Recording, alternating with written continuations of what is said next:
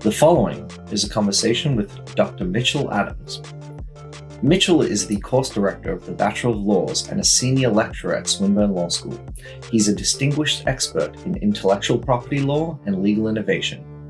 Dr. Adams brings a unique perspective to the intersection of law and technology with a PhD in trademark law and his extensive experience in intellectual property and entertainment law. As an educator, Mitchell is at the forefront of preparing the next generation of lawyers for a rapidly changing legal landscape. His innovative approach to legal education, including the creation of Australia's only law-themed board game, 40 Floors Up, demonstrates his commitment to interactive and engaging learning methods. Thank you, Mitchell, for your time. Subscribe to the Bytes podcast for more conversations like this. All industries are currently undergoing massive transformation, as to Beck's point around AI.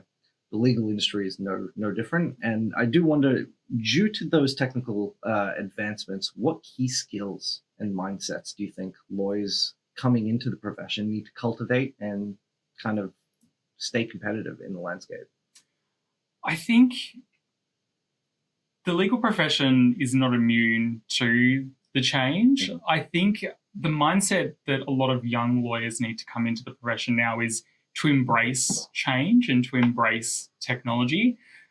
Given that they are, custodians or the young custodians for the profession now, they will be routinely turned to give advice about what technology to use, how does it work, how should we use it, which is very different to the old tradition of coming into the profession where the partners of a law firm or the big boss would be the one, setting the strategy or the agenda. It's the younger members of staff who are being turned to for advice for an organisation, which is really unusual in our profession. But it creates a great opportunity for a lot of young lawyers to become change makers in the profession. I love that. I love that way of putting it. And it's something that Beck has spoken to in previous episodes of ours, is that it's very much an opportunity-based thing, this AI. And, depending on how you use it and how much of an expert you become in a specific element of it, can kind of start to become a career in and of itself. Do you find that, the rise of prompt engineering is something I imagine, particularly in the law space, would be seen as valuable to get those desired outcomes without having to really worry about, how streamlined it is to get that information? I think when it comes to sort of legal prompt engineering, I think it's just a really fancy way of saying to a lot of people in the profession and young lawyers, this is your opportunity to understand how the technology works, which I think is really important because that's the key skill here, is understanding what it is, how does it work, what are some of the deficiencies in the technology so they can navigate the technology better. So I think for me, when I talk to my students, I think I use it that way as a sort of a hook to get them engaged because I think there's a lot that come into a law degree in particular, not expecting to learn how to use technology or the role that technology plays in legal practice. So it's a good way to create that hook to get them engaged and get them to start thinking about some of those larger questions when it comes to the wider profession. I guess that's the thing, isn't it? A lot of professions nowadays are going to be invited to use a technology that they never thought they'd have to use. Most professions thought, okay, I'll have to use my laptop, I'll have to use my phone. But now they're using this very scary, fairly advanced form of technology that's going to be, underpinning their jobs at some point. Absolutely. And we've been here before. Like, I think, back in the olden days when you had to do traditional legal research, you went to physical books. And the library. Yeah, exactly. So I think a lot of those larger legal databases, disrupted the library space a fair bit. But, the legal profession adapted to that change as well as libraries adapted to it too. So I think this is just the next sort of adaptation that we're having to face. It almost increased the value proposition of the library in its kind of modern offering, where it's not just a space you go and get books anymore. You can kind of jump on the internet. They've become kind of almost communal spaces in that respect. Given that rise of digital content and so many different, I guess, influences in the space, young change makers coming in and potentially setting the scene for what is to come, how are traditional notions of IP or intellectual property being challenged by things? Like what sort of reforms or adaptations might be necessary now with all these incoming things? Yeah, I think the introduction of generative AI in particular put a focus on intellectual property law and a discussion around, is it fit for purpose? It's not an unusual sort of conversation for IP. Any form of technological advancement, IP has always come into focus. And we're talking, all the way back with the printing press, which is, where copyright really started to play a large role. And then, fast forward even to more recent times, the advent of the photocopier started to crystallize some conversations around intellectual property infringement. So I don't think the conversations will be much different, but I think we're starting to challenge our notions, particularly in a copyright context. At what point is copying okay and not okay? Because for most forms of intellectual property infringement, it is a conversation around when is too similar? And the advent of most technologies, that conversation, things start to shift and look a little bit different. So I'm not surprised when it comes to generative AI that these conversations had emerged. There's probably, under the sort of copyright lens, there's that conversations around, at what point, is it okay to ingest a lot of copyright material to train your model? And then also the conversation around the outputs of these models. So, who gets paid, who's going to enforce those rights on both sides of that coin. It's fascinating. I actually, No, go for it, Beck. All right.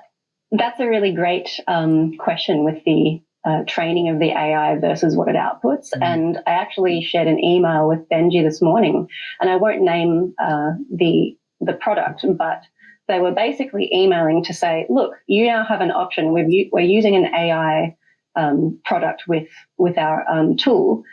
Do you want to opt in to letting your work train it, or do you want to opt out? And it was a very simple toggle. And I thought that was kind of cool.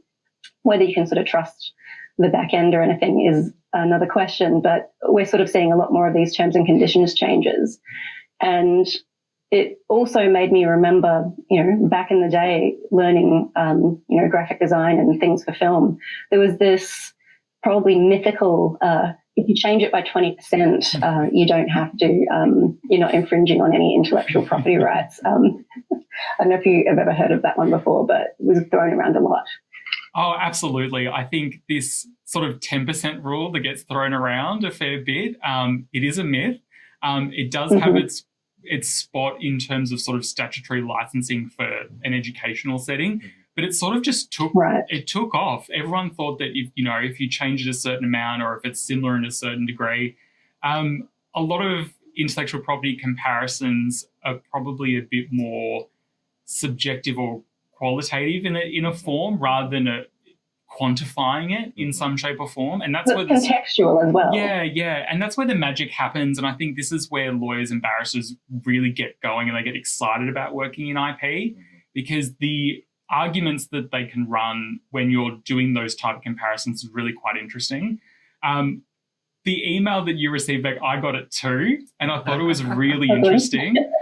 And it's always really interesting to see that when a new technology is introduced, sort of these other side issues or, issues of law when it comes to opting in, opting out, how different corporations choose how to inform consumers of their rights is really interesting. Absolutely. Because there's some companies where I've looked at, whether my material is going to be trained in a model, trying to opt out was quite an arduous process to the point where I sort of just gave up because I was like, is this really worth my time?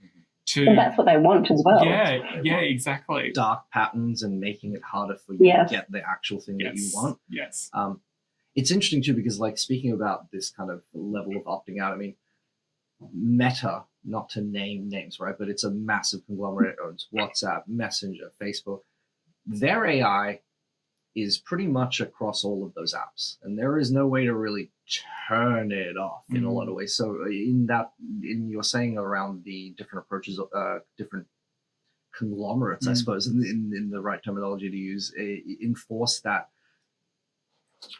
you get to choose what product you're actually using. I get the sense that it's obviously their product. They can put out whatever they want. If you don't want, don't use it. But it is interesting that there's no option. It is there. Mm. It's not going anywhere. Yeah, and I'm really not. And it's hard when. Sorry, you go, Mitchell. I'm not surprised when this sort of really taking off of AI really started a year and a half ago with OpenAI's ChatGPT. Mm-hmm. I wasn't surprised because a lot of the conversations that I was having was really around, well, this technology has been around in some shape or form, but my opinion was always, but they found a really great way of commercializing it and selling it to people. So I think for me, when that happened, it started to really come into focus for me, my interest in this area, which came from my love of Ghost in the Shell, which was this idea of commercialized AI models that would be deeply embedded into our everyday lives or working lives. And so, especially in the sort of legal profession where there's conversations around, you know, when we're submitting documents to court, we have to attest whether it's been, you know, made by some sort of generative AI platform. What happens when there's that deep integration in everything that we use? Do I now have to declare that I wrote this document on a Mac? Because we're getting to that point where we can't avoid it being on the machines that we use every day. 100%. Even uploading this podcast in video format to YouTube, one of the checkboxes is, have you used any generative material within this thing you're uploading? And like, yes and no. I mean, the logo was generated by AI. So at what point does kind of, you know, that those barriers, I think, start to fade away when it comes to the overall holistic consideration of the thing you're putting in versus the individual elements that comprise the thing that you made and put in. Yeah. And I think there's a separate... And how do you evaluate it too? I mean, how do you evaluate, like you're self-assessing when you're divulging that information. So obviously technology will catch up to that, but... 100%. And I think that's where another side issue has emerged in intellectual property law around, you know, what are we actually crediting here with intellectual property rights, which was that issue that came up around whether you can name an AI model as an inventor on a patent. And so it starts to introduce those conversations around why do we even have these systems in the first place? And a lot of those conversations went down the line, well, if we're really crediting something, we're crediting humans because we value creations of the mind. So we're now having to start to mentally like wrestle with this idea of where do we delineate the work of a machine as opposed to ourselves, and people have varying opinions about where that line in the sand really is. The symbiotic relationship has become, it was like this AI stuff was just jet fuel on the fire that was the symbiotic relationship of technology and humanity. Like this stuff is going to be so pervasive, and already is to a degree, but is going to be even more so with, again, this kind of unsaid forced adoption. Meta puts it on its platform. Suddenly in a year, no one remembers what it was like before the AI was on every app on the platform, and suddenly everyone's using AI without them even realizing they've adopted AI. A similar thing happened with, you know, the algorithms predating this kind of generative space around, like, if you search something, more of that stuff will show up. And I think AI has been something that has been influencing your perspective on the internet for a lot longer than some people realize. But yeah, it's going to be interesting to see the grappling of the bifurcation of what is the value derived from the machine and the human between the two. I think it's a fascinating space. And can you speak to any cases that are currently going on that are attempting to do that very thing? Well, there's a lot of litigation in the US at the moment around the input of copyright material into Times, so there's that one that's sort of on foot. The AI model as an inventor has already sort of happened, and in Australia it was really interesting that the initial sort of judgment of the federal court said yes, it can be a named inventor, and then the full federal court decided to reverse that and said no, the inventor is meant to be a person in the context of reading the Patents Act. And the High Court, you know, inevitably had to sort of weigh in, and they put an application for leave to appeal, and the High Court says, no, you know, there's not enough here for us to hear the appeal. But Australia's sort of federal court, that first sort of judgment, that was the first one in the world to say, okay, maybe the AI model can be an inventor, but then we overturned it, and most other courts have done that. So that's already sort of settled. I think those types of cases will probably come and go. because I think what we'll start to see is more of an embrace of the technology as a tool, so we can sort of properly sort of delineate, what's our work, what's their work, and we'll feel more comfortable in using it. But maybe as a society, it's important to go through those sort of awkward conversations before we feel more confident with the things that we're playing around with. I definitely think there's a degree as well of, more companies are probably going to look at creating their own generative AI models trained exclusively on their proprietary data to kind of avoid this whole nebulous discussion around, well, it was copyright material, wasn't it? I think Adobe's a great example of this, where all of their Firefly materials are trained on their proprietary stuff that you can purchase from Adobe stock. What if, hypothetically, coming into that kind of realm of character IP, which I know is an interest of yours, if Disney was to create like a model that generates everything trained on everything Disney's done, nothing outside of Disney's protected material, they create a character that goes absolutely viral. Can they trademark that character in any way? Speaking to that, it's the inventor was the AI, but technically it was all of Disney's employees in the past in a weird way. Yeah, so a lot of material that's created in a corporate environment, there's usually some structure in place, legal agreements in place to ensure that what employees will create in terms of their intellectual property would, sit with that larger company. Yeah. So these large corporations are very well versed at protecting their intellectual property, and a lot of these entertainment sort of corporations are really good examples of how they use the different intellectual property regimes to their advantage. So the thing that I'm interested in, that you alluded to, Benji, was the legal protection for fictional characters. So the status quo, we're going back 50 plus years, was that when we were looking at, copyright material, it was the work that was created. So it was the story that someone would write or the film that they would produce. But then there was this interest to protect, individual characters that were in these products. And so as time has gone by, copyright protection had evolved to protect those individual elements. So some of the really interesting sort of cases that came out of the United States was the individual sort of copyright protection of the Batmobile, which I thought was really quite interesting. But a lot of these companies got really savvy about, well, we know that copyright doesn't last forever. It typically lasts the life of the author plus 70 years. So they turned their attention to the trademark system. And the great thing about the trademark system is if you have a registered trademark, it can potentially last forever. So there was this then shift to say, well, we know that we're producing lunch boxes and, backpacks. How do we protect those elements? So they turned to the trademark system because these visual elements are used to sell these products. So they're acting as a badge of origin. So when someone picks up that backpack, they know where it's come from. So for most entertainment products that are out there now, they'll make some dollar amount on box office revenue. More often than not, they'll make a lot more money out of merchandising activities. So attention has been placed on to the trademark system. So I'd imagine with the use of generative AI to, create fictional characters or other sort of visual material more quickly, there might be a knock on the lawyer's door to say, how can we now protect this one too? So I can see that, intellectual property portfolios may start to increase, which has been the trend over the past 50 years. So I think we're just going to see this upward trend go even further. But who knows? A lot of entertainment sort of corporations feel very safe with sequels, prequels, remakes. We might not see a lot of original content being created because they feel more safe and they're a bit more risk averse when investing into a sequel or a prequel. And if their interest is doing it on as cheap as possible, it's much easier to get a generative AI thing and one human being to write it than a writer's room of script developers and everything. So you can kind of almost see the point at which that plays well into the strategy of rehashing and sequels, and you just reuse the material that has been working.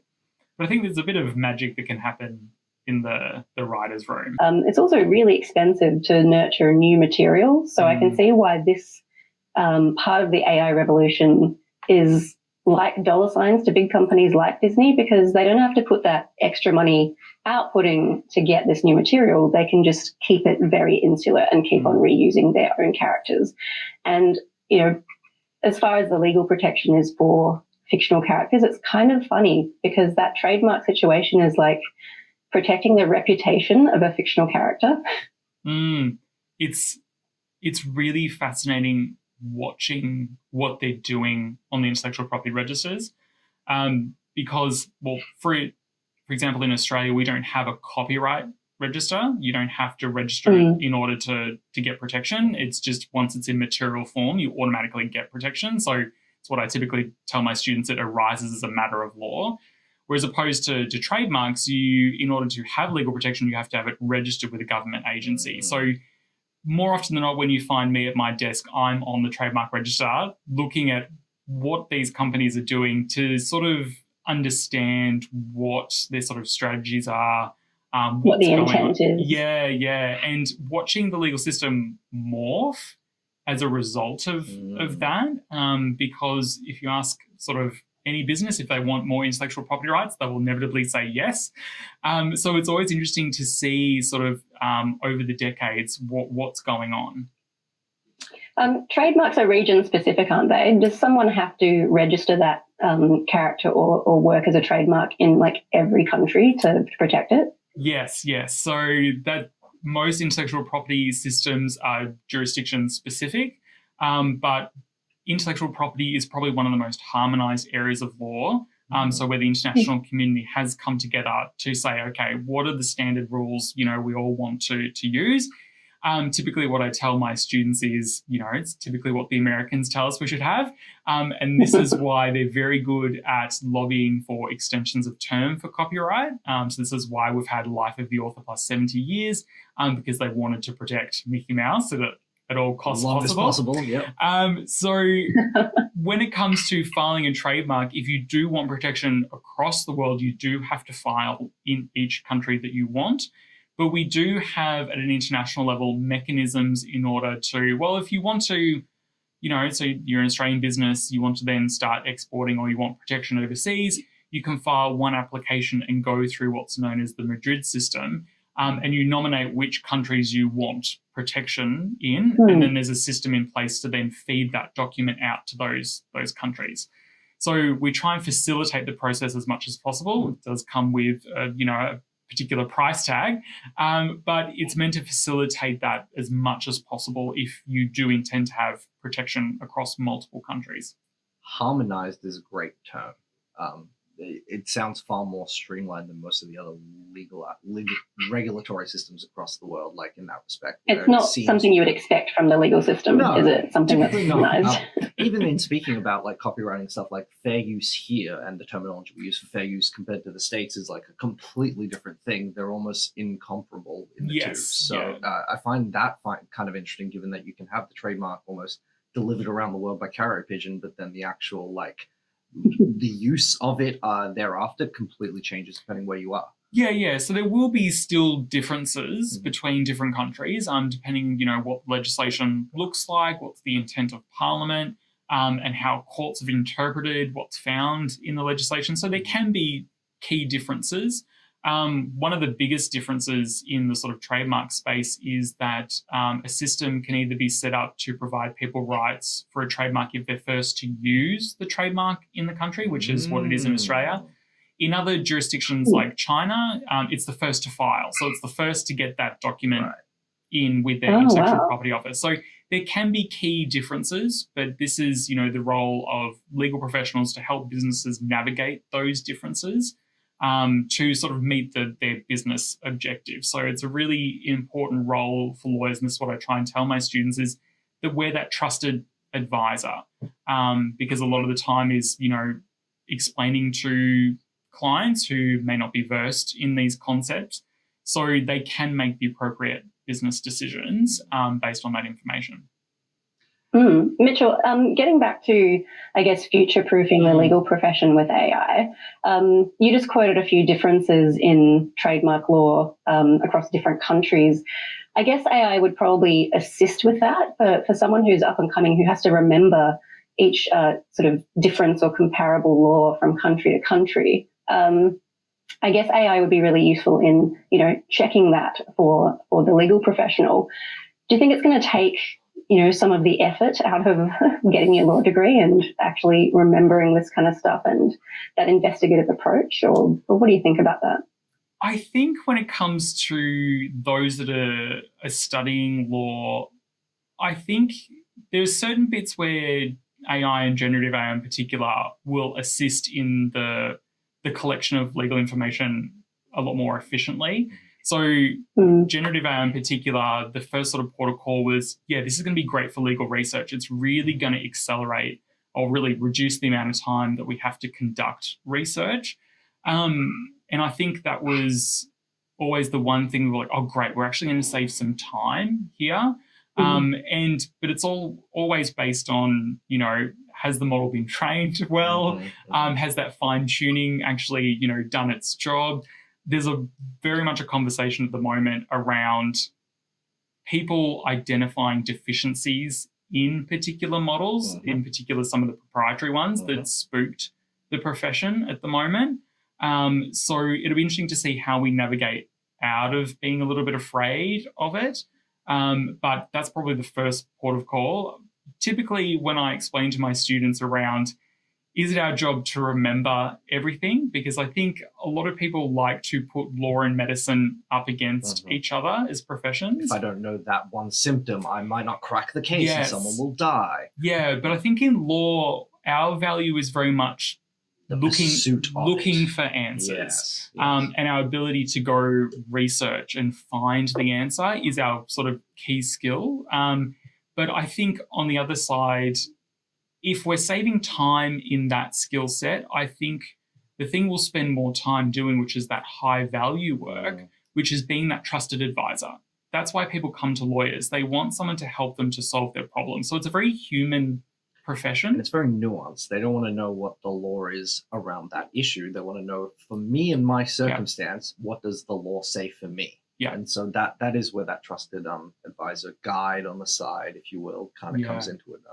Because the legal system's set up for all of us, but you're the one that knows how it works. You could have two very comparable lawyers with the same information at their fingertips, and one of them could win the case and one of them could lose the case based on that same thing. So you're right in that it's about the nuance and the research and the method as opposed to just the information. That's right. It's a very key skill that I like to, teach my students through the sort of authentic assessment that we do, is knowing that, there's different audiences for the type of, advice that you'll provide or how you interact with different parties. And I don't really want to call it like a soft skill, but it's a strong skill. Like it's being able to interact with people. In a lot of ways, I mean, cyber shares this quite a lot in that you could be the most knowledgeable, technical, across it all person, but if you can't work with others, it kind of is all really for naught. This is very much a team sport. This is very much a game where we have each other's backs. Everyone's looking at it from different angles. So I do think, that it's the emphasis on that skill and being able to relate to another human in this kind of very legalese, jargony kind of way. It's really important. I think that's what probably differentiates a good lawyer from someone that just kind of pushes papers or analyzes NDAs or whatever have you. You mentioned authentic assessment, which is obviously something that I'm highly passionate about, both from Friendly Fishing's approach, but also just my career background and working with academics such as yourself. So we do have with us today the game that you made, 40 Floors Up. This, I believe, is the first board game in Australia that is law-themed. And I just kind of would love your perspective on how much you think the gamification element and that, gamification interactive learning will inform and change the profession moving forward, and why you particularly thought this would be a good approach for legal students. The intention of coming up with the board game was to engage, in particular, secondary school students in the study of law. Get them hooked early. And sort of demystifying law a little bit and what it's like to work as a lawyer. So I really wanted to sort of remove those sort of ideas of, us being in an ivory tower, and really getting them to understand what it would be like to study law or to practice as a lawyer, but make it as fun as possible, because I think some of the sort of stereotypical views of a lawyer is like we're stuffy and boring and we love to talk, but I do love to talk, but I want to at least make it interesting for people. So this was the best way to engage probably, younger generations in what is law, and, hopefully if they're interested to take it up as part of their studies. And I see a really key role being played with gamification as a hook to get people to start thinking about very large questions about how we structure our society, how do we participate in our society, because they're very large questions but very difficult to sort of start that conversation going. Because I think in a lot of our primary, secondary school experiences, we all have some form of civics studies, but it's very procedural in nature. How does a bill move through Parliament? How do we vote? What does voting look like? But we never really talk about what does it look like on the ground. So there has been some research out from Victorian Legal Foundation around, our understanding about our court system isn't very well known in our society as much as it was in the past. So it's very much one of my sort of key passion areas to sort of bring up that sort of civics sort of understanding, but make it fun. Reduce that barrier to entry, but Yes. make it fun. And I love that because, friendly fishing, and I love that because friendly fishing like to approach things in a similar way. Reducing that barrier to entry brings everyone on the journey. The more people in the journey, the more protected we are as a society. So I love that. Could you go into just a quick elevator pitch on what 40 Floors Up actually is, like how you play? Yeah. So it is competitive by nature. I think that's probably its best reflection of the profession. It is a strategic sort of card game where individual players are junior associates in a law firm in the city. The sort of premise of the narrative is, the managing partner's gone missing, so there's a promotion up in the corner office. So everyone's competing for that promotion. So the first person to 40 points wins. And the way that you accumulate points is by completing cases. So throughout the game, you'll be picking up cards that are different types of resources. So there can be things like documents or clients, for example. And a lot of the sort of, lack of a better word, jargon that comes from our profession can be explained through what are the type of things that you need in order to complete a case. So like you said, Benji, it's very much that reducing that sort of barrier for entry. So it tries to make it as fun as possible.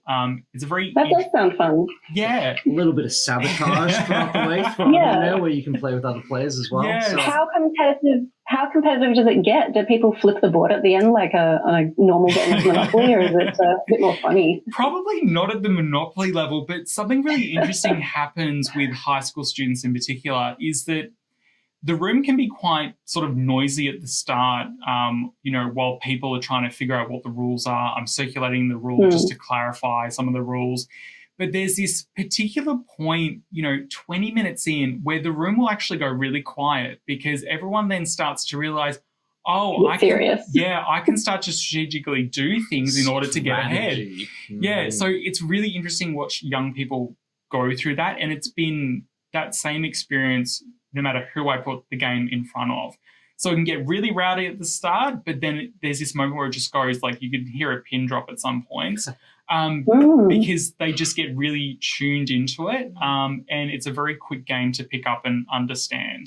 Yeah. I think that's really cool. And I think it's really important to show people of that age that the Australian legal system is very different from the US one because people watch a lot of courtroom dramas and TV shows about lawyers, and they kind of get the waters muddied there and think that it's probably the same as Australian law, but it just isn't. Yes, I think everyone thinks it suits. Cough. We don't have free speech in Australia compared to free speech in the US. But there's in the same way. There's some great Australian shows and films that give a bit more of a realistic, sort of view on the Australian sort of experience. So there's a couple out there, typically on the ABC, that you can watch that probably are more accurate to sort of our country. What do you think is the most accurate depiction of a lawyer on TV? From my personal experience being in practice, the one that I gel with the most, because I typically avoid legal dramas because I'm like, I can't watch them. But Fisk on ABC very much reminds me of what it's like to work in a small legal practice. It's very witty. It's hilarious. But there's a lot of things that reminds me of what it's like to be in a law firm. Yeah. Okay. Very interesting. Mm.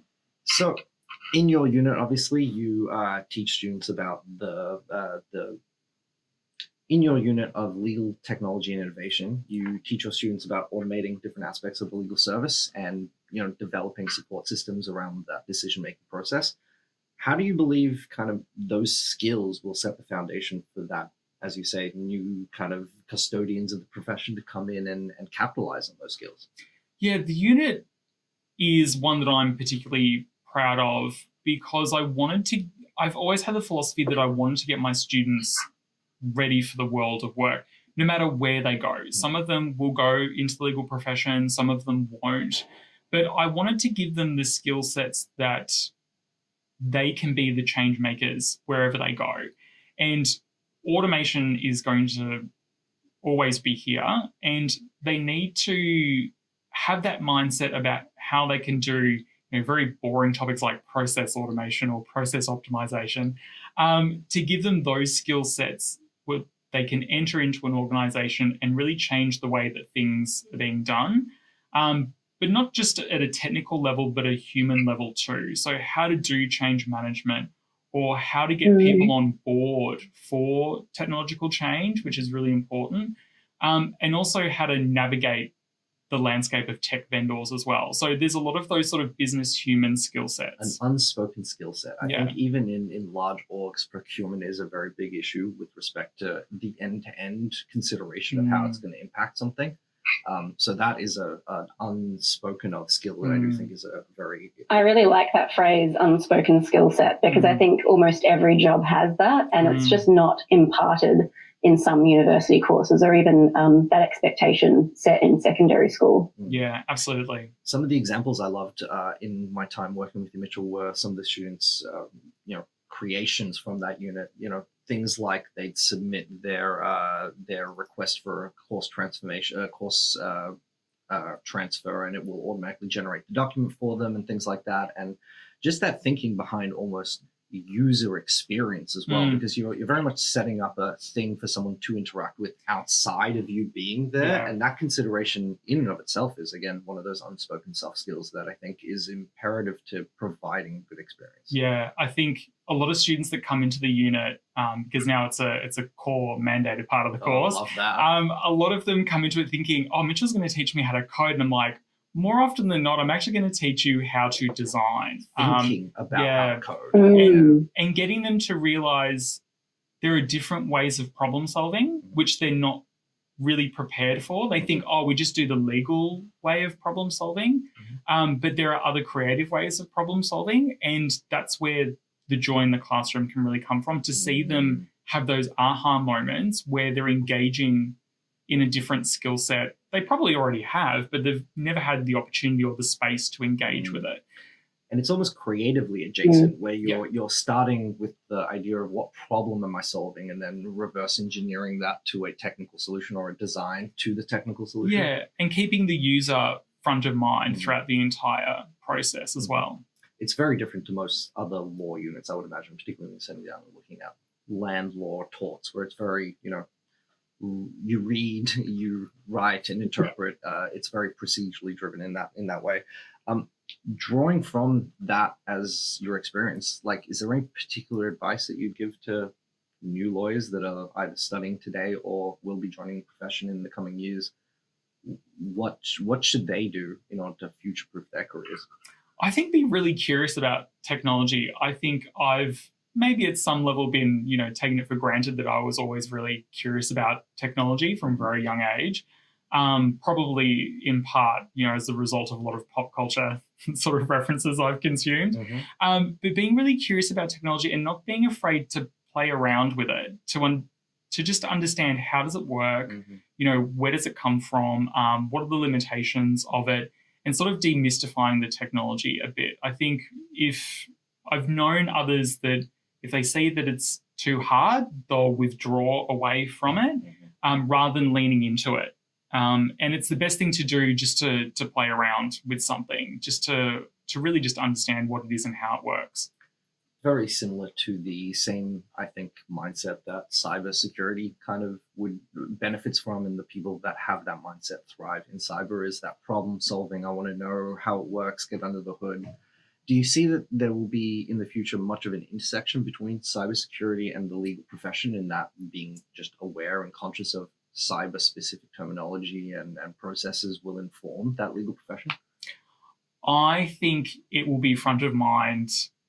It should be front of mind right now, really, because I'd imagine that, law firms are businesses too. They can be small organizations or very large organizations. They've got to really engage around cybersecurity if they haven't already.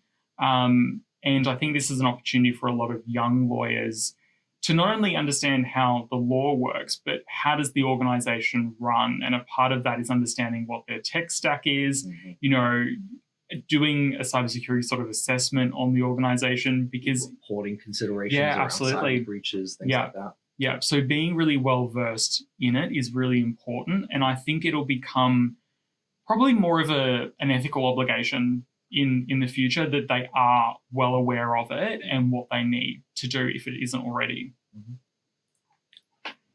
I guess finally, my one question to you is coming back to the idea of more companies creating these spaces for generative AI to occur within their own organizations.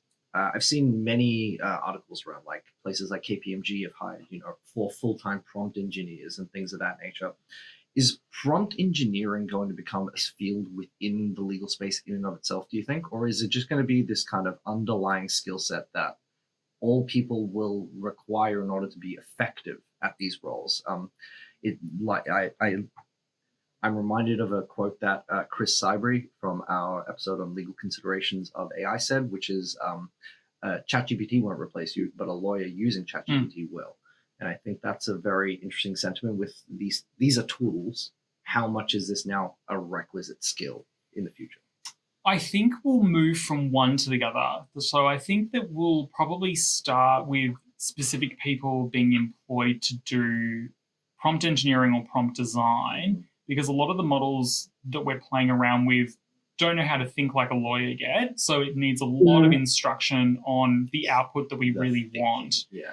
And, it also comes down to, those that are probably more well-versed in, a tool that's been employed in an organization, having the settings that are correct for the needs of that organization. So they'll be needed initially probably to be sort of champions in the business, to show people how to use it, how does the technology work, so that skill set then can be an underlying skill set for everybody. So I think it'll be a necessary step before it becomes something that everyone will intrinsically know how to do. And it's important, I think, for those that are interested to engage with this skill set at the moment, because one of the things that I've always learned, and I probably have taken for granted coming out of school, is I knew how to use Boolean operators to search a database coming out of high school. But when I teach a younger generation, they just know to put something into the Google search box, and they don't know what I'm talking about when I'm saying Boolean operators. So I've got to teach them those steps too. Yeah. So it's important to keep it in front of mind before it becomes so ubiquitous that we may not necessarily need it. But I think it'll be a transitionary period before everyone will have some underlying skill set in the space. Again, probably very similar to cyber in that, like, most people know don't click on dodgy links, but the actual identification of dodgy links is something that is a bit more of the if you know, and not necessarily a generalized understanding. So that'll become more commonplace as that kind of knowledge increases across society. I find this whole space fascinating, and I feel like we don't even have enough time to get into half of the things that we wanted to talk about. I know, we could have another episode. We almost have to. So thank you for joining us, Mitchell. Really, really appreciate both your perspective and your joyous being and everything you bring around this. It's gets people excited. I think that's something that this space really needs, is people getting excited in the law space, because it's been around for so long that I think it has a bit of this stuffy feeling to it. And things like the board game and legal technology, I think these are welcomed innovations within the space. So thanks for joining us, and really, really appreciate your time. Yeah, thank you, Beck, and thank you, Benji, for having me.